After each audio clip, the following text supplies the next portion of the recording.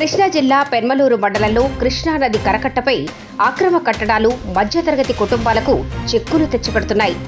అసలు అనుమతులే ఇవ్వకూడని చోట కాసులకు కక్కుర్తిపడే అధికారులు లక్షల్లో వసూలు చేసే నాయకులు కలిసి అక్రమ నిర్మాణాలకు పచ్చజెండా ఊపారు.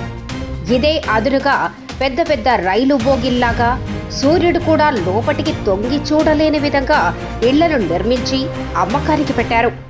సొంత ఇంటి కలను సాకారం చేసుకోవాలనే మధ్యతరగతి కుటుంబాలకు ఎరవేసి ఒక్కొక్క ఇంటిని 30 లక్షల నుండి 40 లక్షలకు అమ్మేశారు. సరైన రోడ్లు లేవు, వరద వస్తే అంతా ముంపు ప్రాంతం. స్థానికుల బాధలు నాయకులకు పట్టవు. కొలాయి పన్నులు, ఇంటి పన్నులు, మొక్కు పిండి వసూలు చేసే పంచాయతీ సిబ్బంది గత ఏడాది కాలంగా సదరు ఇళ్లకు ఇంటి పన్నులు వేయటం లేదంటే వీటిని ఎంత అక్రమంగా నిర్మించారో అర్థం చేసుకోవచ్చు. ఇదే విషయమై సంబంధిత పంచాయతీ కార్యదర్శిని ప్రశ్నించగా సమాధానం దాటేసే ప్రయత్నం చేశారు. భవిష్యత్తులో ఆంధ్రాలో కూడా హైడ్రా లాంటి వ్యవస్థ ఏర్పాటు చేస్తే ఈ కుటుంబాలకు మరిన్ని ఇక్కట్లు తప్పవు.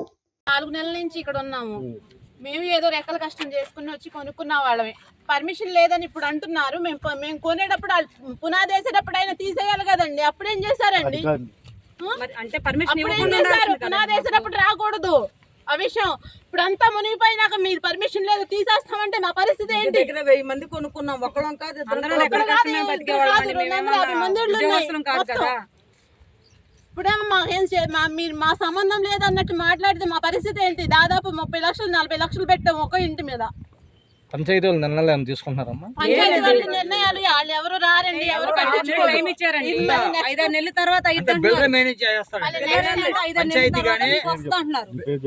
బిల్డింగ్ ఇన్స్పెక్టర్లు కానీ అన్ని టైం పట్టిద్దమ్మా. ఇప్పుడు ఇంటి ఏదైనా మా పేరు మీద కనీసం కరెంట్ బిల్లు కూడా మార్చలేదు ఇంతవరకు. ఒక 5-6 నెలలు టైం పట్టిద్ది అంటున్నారు. ఏంటంటే అన్ని మార్చేటప్పుడు టైం ఉంటది కదా. ఒక 6 నెలలు ఆగండమ్మా, మీకు ఇంటిది ఇది ఉంటది కదా పన్ను కానీ ఏదైనా పన్ను ఆధార్ కార్డు మార్చాలన్నా ఒక 5-6 నెలలు ఆగాలని చెప్తున్నారు బిల్డర్స్. మాకు ఏది చెప్పినా కూడా అప్పుడు దాకా మేము ఆగాలి కదా. బిల్డర్ పేరు మీద ఉందా? ఇప్పుడు ప్రస్తుతానికి అన్ని బిల్డర్ పేరు మీద ఉండేయండి.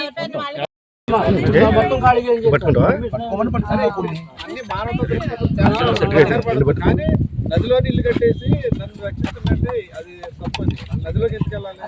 మాటలకి అలా వచ్చేసామండి.